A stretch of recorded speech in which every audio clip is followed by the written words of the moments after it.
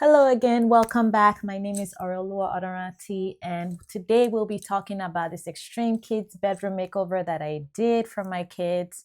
And back then, we were living in an apartment, and so we're dealing with a really small space. But now we're going to be talking about, even though this is a small space, the extreme solutions and the big ideas that we have for this space. Stay tuned.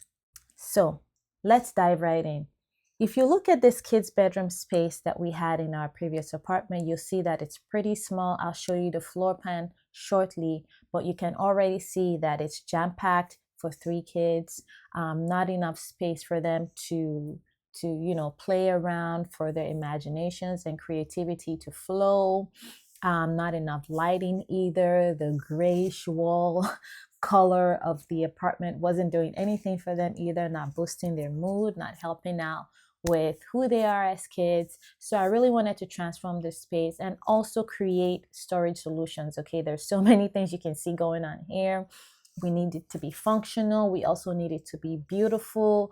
We also need more lighting in this space. So here are all the things that we're going to be creating as we go ahead in this video. Let's start with a design plan. If you have been with me here for a while, you know I'm always talking about a design plan, or rather we can also say a design board. A design board is it's sort of a vision board and helps you to see what design direction that you want to go, depending on how many spaces or what rooms that you're working on. So here you'll see for my kids' bedroom space, I've added a couple of things here that I definitely want to use to bring my kids' bedroom space to life, right? So we have the lighting, we have the storage bench that I'll be using, we have the rug, we have the tent, basically every little piece that will be bringing the space together. You can also see on this design board that I have the paint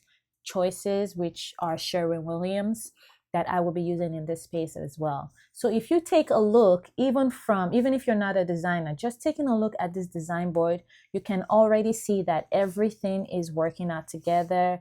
And if you have any mishaps, or if you want to make any design changes, right away on this board, you can make those changes, and it helps your eyes to stay in one place. It helps your eyes to create a visual point, and again, a design direction of how you want your room to go. As for the floor plan, previously they had a crib on the right side of the wall. So we're taking that out for the design style that we're going for in this space.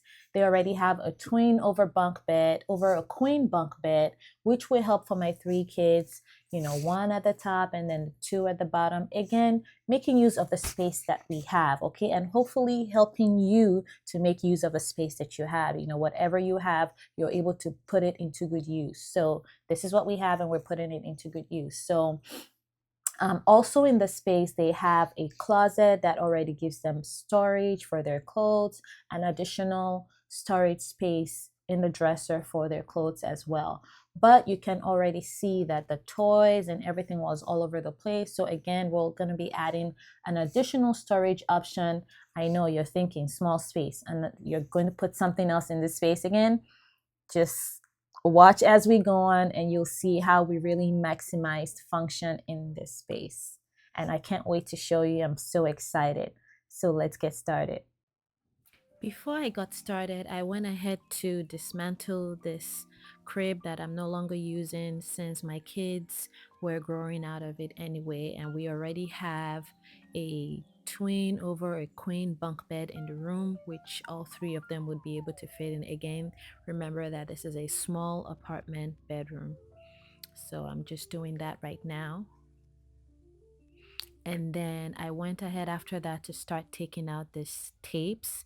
These tapes took a long time to put on, and they clearly also took a long time to take off as well.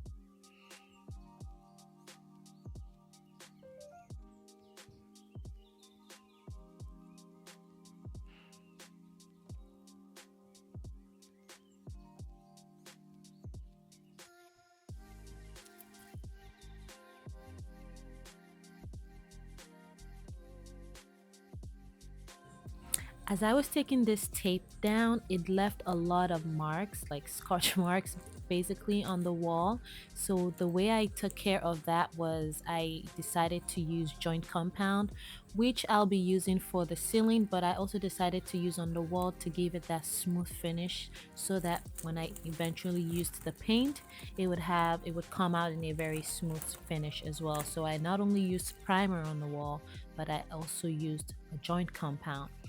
And here I am just unboxing one of the pendant lights that I'll be using in this room to add more light to this room, make it brighter from the darker state that it was before. And I'm really excited to use it. I got it from Amazon, and I'll be linking it down below, as well as other products that I used in this makeover.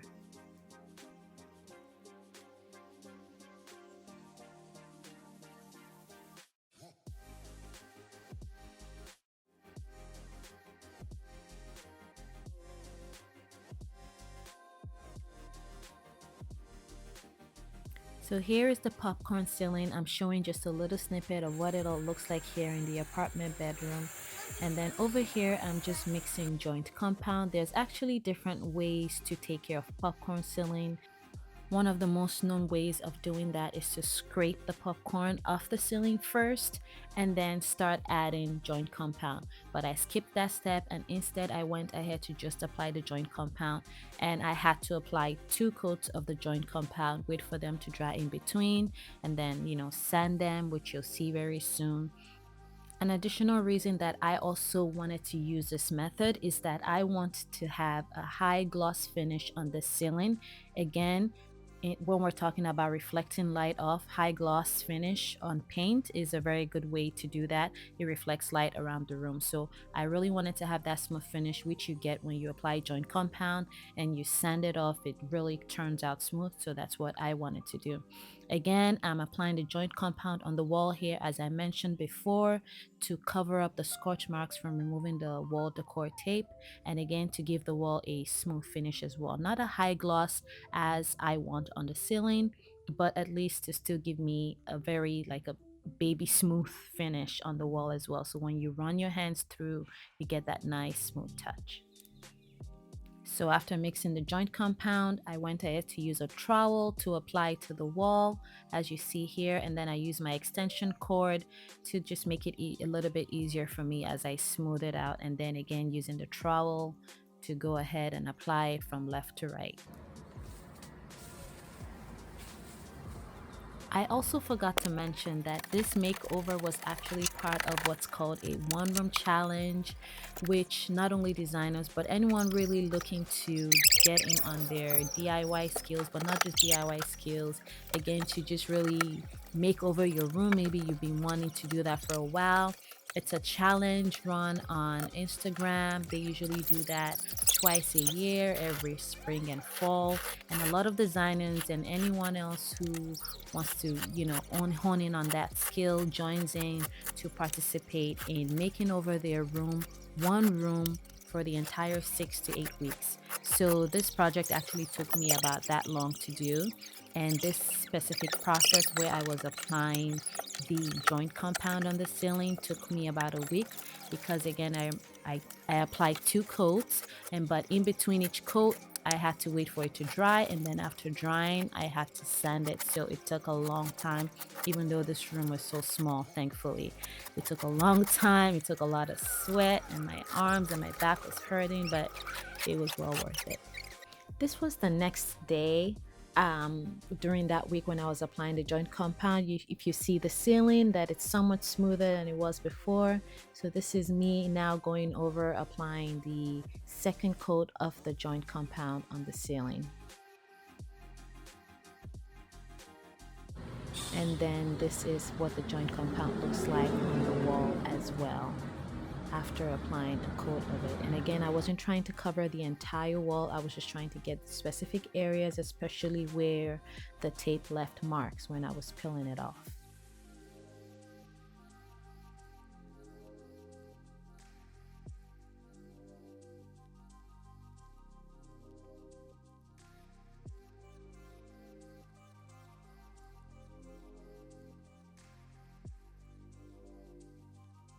And over here, after doing all of that, I went ahead to start prepping the furniture. I started with their bed. Here I'm using crude cutter to go around and really clean up the bed, clean up any spills, any stains. They've had this bed for years, and again, I just didn't want to buy another bed at this time. I just wanted to refresh it and repaint it, and this was just a way to still get a bang for my buck and still be able to save as well.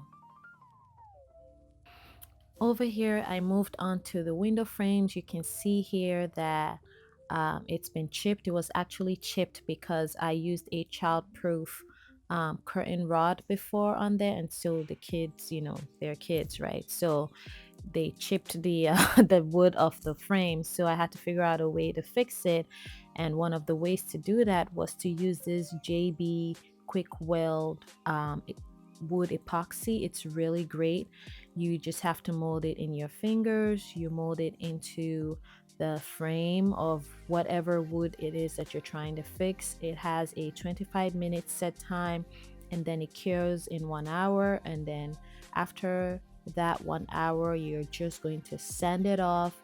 It's going to sand off to mold into the shape of whatever wood it is that you're fixing, and it's just like you never had any chip on the wood before. You know, instead of buying a whole new, you know, whatever wood set it is that you're trying to fix. It could be a kitchen cabinet, it could be a chair, you know, it just makes it look like new. So I really appreciated finding this epoxy to use. And as I mentioned here, after molding it, you see me trying to mold it into that chip in the window frame right now.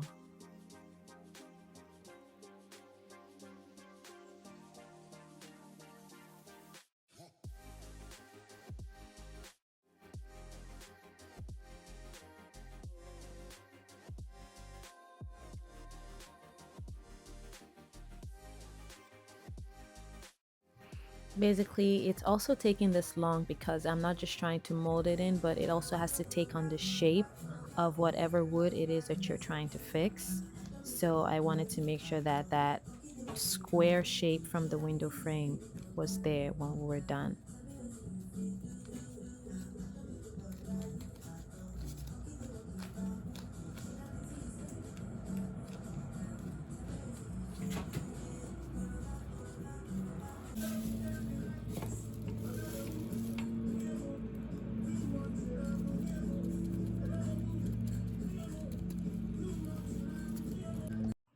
And after it's been set for about an hour, I went ahead to take my orbital sander and to start sanding it to a smooth finish, again to really make sure that it adheres to the window frame, and so that when I paint it, you wouldn't even be able to tell that there was a chip there in the first place.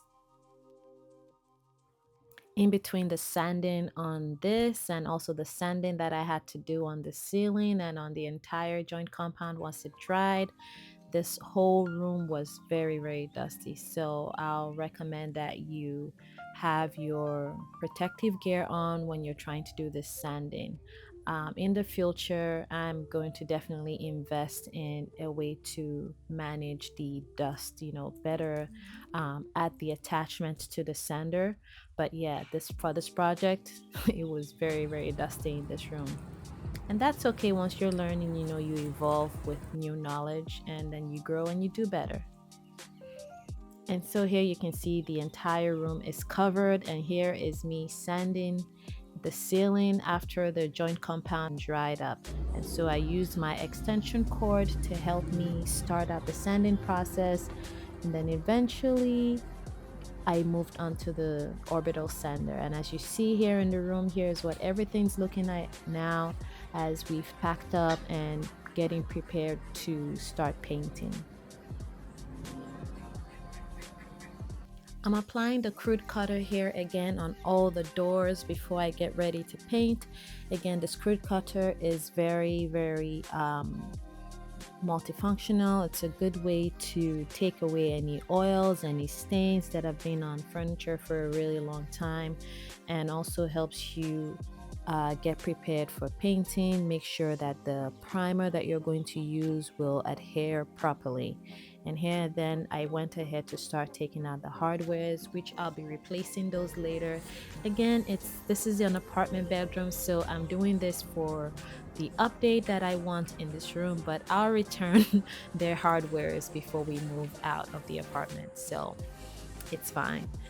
And here you see me showing you the grenadine color that I'm using from Sherwin-Williams. It's this beautiful color which really go well in this room.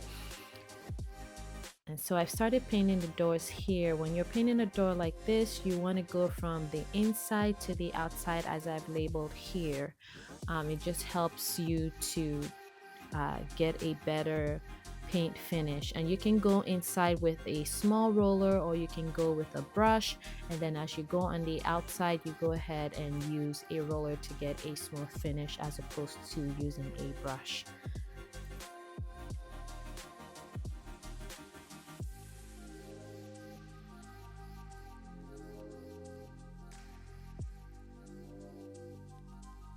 And you can see how stunning this color turned out. I really love this color, especially for anywhere where you're looking to use like pops of color, or in a kid's room like this. It turned out so good.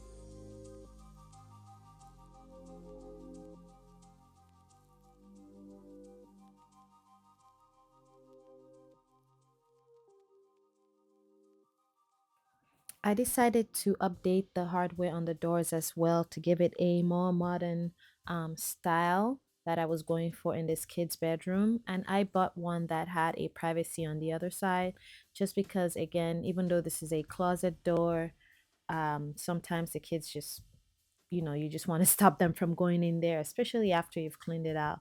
So just to be able to lock it sometimes, that's why I got one that had a privacy.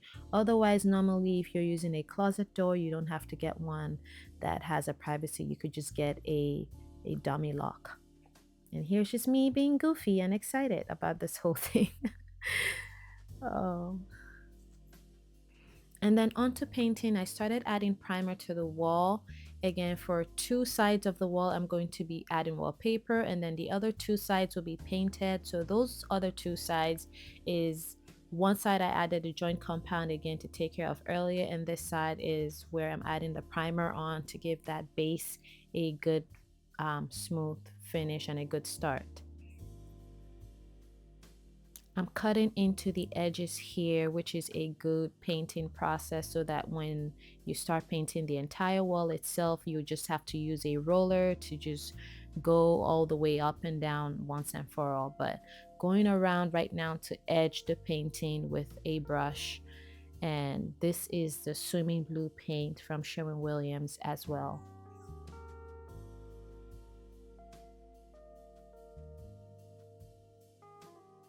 My kids didn't want me to have all the fun, so they all came and decided that they had to join in on this side of the wall. So why not? It's their room anyway, right? They had fun doing it though.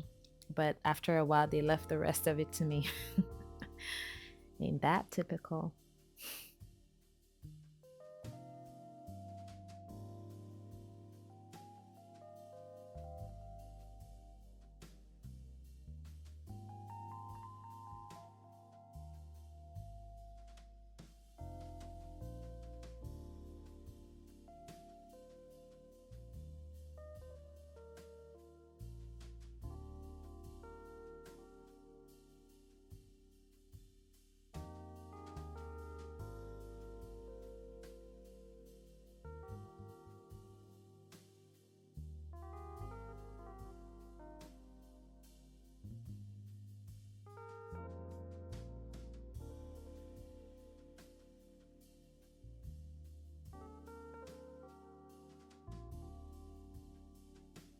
Did I mention earlier that I wanted to get a smooth finish on this wall? As if I wasn't done, I still had to sand anyway, because this is a high gloss paint again.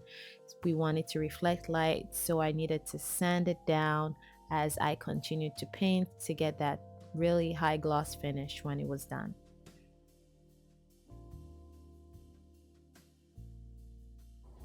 And you can see that shine start to come through here. So with the painting, I decided to, I tried to do the doors and trims first to cut in properly, and then I painted the walls. And then as I continued to move on, I went ahead to make over this dresser that I had in the kids' room before. I patched it because it had some holes in there that needed to be repaired. I patched it, added primer to it before painting it with the gorgeous chartreuse color from Sherwin-Williams as well.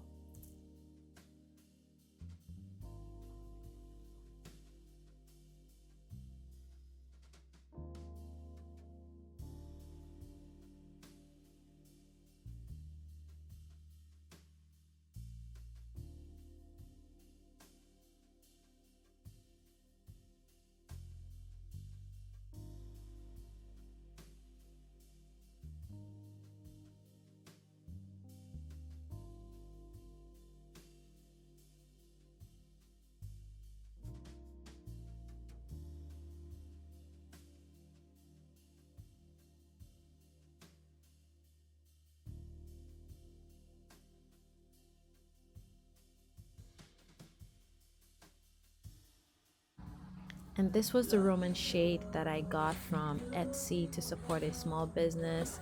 This Roman shade went so well with the design direction that I was going with this room. It had all the colors that I wanted to use in this space. And not just having all the colors, but it actually really complements the entire room and the flow of the design.